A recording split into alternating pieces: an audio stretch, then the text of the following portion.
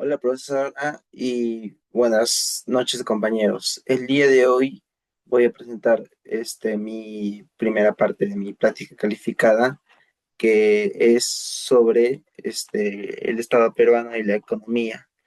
En este trabajo vamos a ver dos varias propuestas de dos candidatos y en esta vamos a tratar de explicar todo lo que abarca y todo lo que traería eh, estas propuestas, pero más que todo son negativas. Así que vamos a darle. El caso nos dice, el primer candidato en exponer es Manuel Loaiza, quien lidera las encuestas. Su campaña se ha centralizado en argumentar el gasto público como estrategia para reducir la pobreza.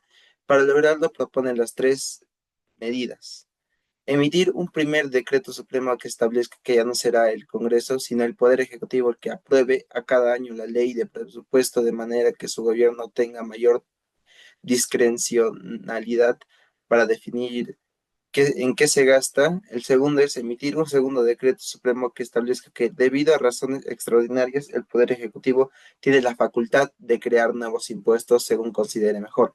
Y el tercero es quitarle competencias a los gobiernos regionales y locales para que las decisiones sobre qué obras públicas ejecutar se tomen de manera centralizada en el gobierno nacional en Lima. Bien, ahora seguimos con el siguiente candidato que es Pedro Gómez. Lo que ha propuesto este señor es lo siguiente: obligar al Banco Central de Reserva a incrementar la emisión de nuevos billetes sin retirar la circulación de los actuales, es decir, aumentar la cantidad de dinero para así estimular la economía. Lo segundo es determinar que en ciertos sectores de la economía, como minería o pesca, queda prohibido que haya inversión privada y solo empresas estatales puedan operar en estos sectores. Aplicar controles de precios en el mercado de los alimentos, es decir, que no sean las leyes de oferta y demanda que determinen los precios, sino que exista un equipo de especialistas del Ministerio de la Economía y Finanzas que fije cuánto deben costar los alimentos. Bueno, primero vamos a evaluar las propuestas de cada uno y primero vamos a evaluar las propuestas de Manuel Loaiza. Decreto para que el Poder Ejecutivo apruebe el presupuesto sin el Congreso. Según el artículo 68 de la Constitución, el presidente de la República presenta al Congreso el proyecto de ley de presupuesto y el Congreso lo aprueba.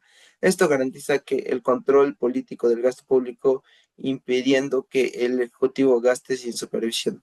Los problemas que podría tener esta medida violaría directamente a la Constitución, el artículo 43 y 78, ya que elimina la función del Congreso de aprobar el presupuesto y rompería el principio de separación de poderes. Las consecuencias podrían ser inconstitucionalidad y autoritario y generaría inestabilidad institucional y pérdida de confianza internacional. Ahora vamos para el segundo, que dijo decreto que faculte al Ejecutivo crear nuevos impuestos.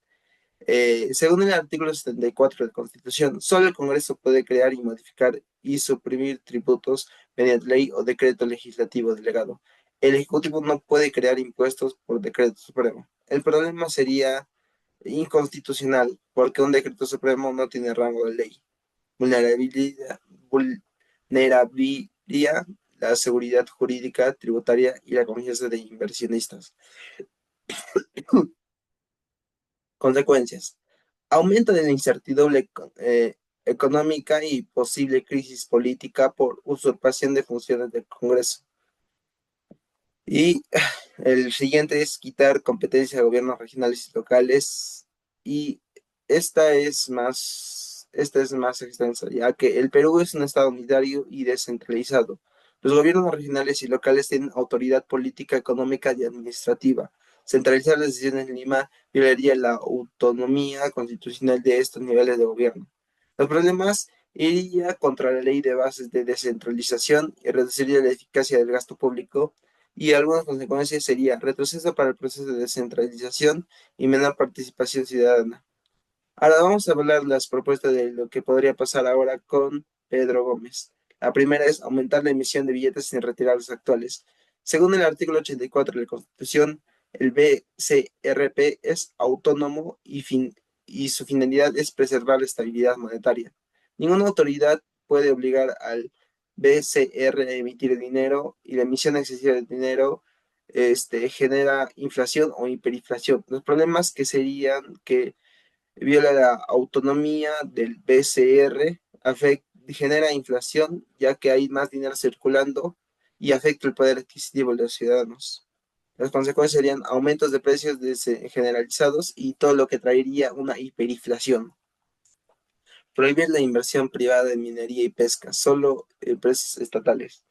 Eh, el artículo 70 de la Constitución establece que la iniciativa privada es libre y que el Estado solo realiza actividad empresarial de manera subsidiaria, es decir, cuando la inversión privada no puede hacerlo o por razones de alto interés público, y prohibir la investigación privada viola directamente este principio. Los problemas. Contradice el modelo de la economía social del mercado y va en contra de la libertad de empresa y la competencia. Las consecuencias serían caída de la inversión extranjera directa, reducción en el empleo formal y recaudación fiscal. Ahora vamos con el tercero, aplicar controles a precios en alimentos.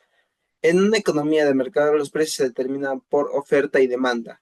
Pueden invertir en solo en caso de abusos de posición dominante o monopolio. Los problemas que podría traer serían fijar precios por decreto genera distorsiones. Los sectores dejan de vender si el precio es muy bajo, lo que reduce escasez y a largo plazo se genera un mercado negro o desabastecimiento, como se ha visto en Venezuela o Argentina. Las consecuencias serían desabastecimiento de alimentos, pérdidas para agricultores y comerciantes y el aumento del contrabando y mercado informal. Y también podría traer una inflación reprimida.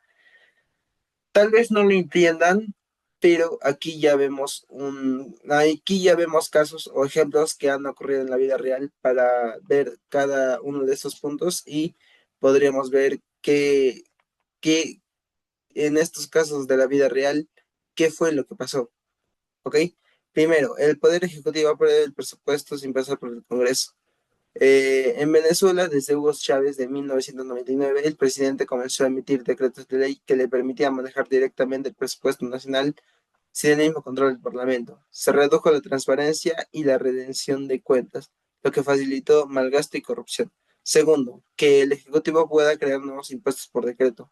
Argentina, crisis del 2001 y gobiernos posteriores. Los presidentes usaron facultades extraordinarias para crear o modificar impuestos sin aprobación legislativa, como retenciones a las exportaciones agrícolas. Generó tensiones políticas, protestas del sector privado y menor confianza en las inversiones. El tercero, quitar competencias a gobiernos regionales y locales. Ejemplo real podría ser lo que pasó en el Perú durante el primer gobierno de Alan García. El gobierno centralizó muchas decisiones de gasto e inversión pública, lo que derivó a que los proyectos locales se volvieran más lentos y menos adaptados a las necesidades regionales. Ahora vamos con las siguientes de Pedro Gómez. Aumentar la emisión de dinero sin retirar los billetes antiguos.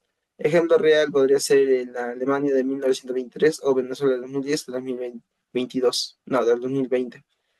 Ambos países imprimieron más dinero para estimular la economía y esto es una decisión mala para todos los que sabemos de economía, ya que esto puede generar una hiperinflación muy alta. Prohibir inversión privada en sectores como minería o pesca. En Cuba, desde 1960, el Estado nacionalizó prácticamente toda la economía, incluyendo la minería y la pesca, y el país se volvió altamente dependiente del Estado. Y tres, controlar los precios de los alimentos. Venezuela 2003 a 2017. Aplicó controles de precios para proteger al pueblo. Los precios dejaron de reflejar el costo real de la producción. Las empresas dejaron de producir o vendían en el mercado negro. Como vemos, todos estos ideas son muy malas desde un punto de vista, pero afortunadamente estas son unas medidas que yo implementaría. El primero es fortalecer la transparencia y el control democrático del gasto público. Mi objetivo es evitar el abuso del poder en el manejo del presupuesto, crear una plataforma digital o establecer una ley de control cruzado o auditoría independiente y presupuestos participativos regionales. La segunda, mantener una estabilidad monetaria y promover inversión privada responsable. El objetivo es evitar inflación, escasez o fugas de capitales. Medidas concretas. Mantener la autonomía del Banco Central y alianzas pueblo-privadas desde medios de la AEPP. El Estado regula y vigila, pero deja a las empresas inviertan y generen empleo y también crear incentivos tributarios. Descentraliza una supervisión técnica y participación local.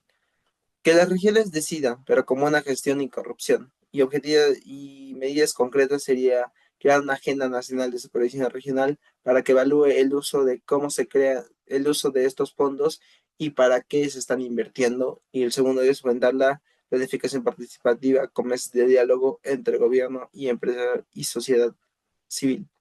Como vimos, para concluir, como vimos, algunas de estas ideas estaban buenas, pero falta que éstas se pulan. Y hasta que no tengamos, como decir, conocimiento de qué está fallando en esta nueva idea que estamos implementando, no podremos ayudar a todos, ya que es verdad, con estudio y con conocimiento previo del tema, podemos ser más que con solo ideas y sin conocer nada del tema. Eso sería todo. Muchas gracias.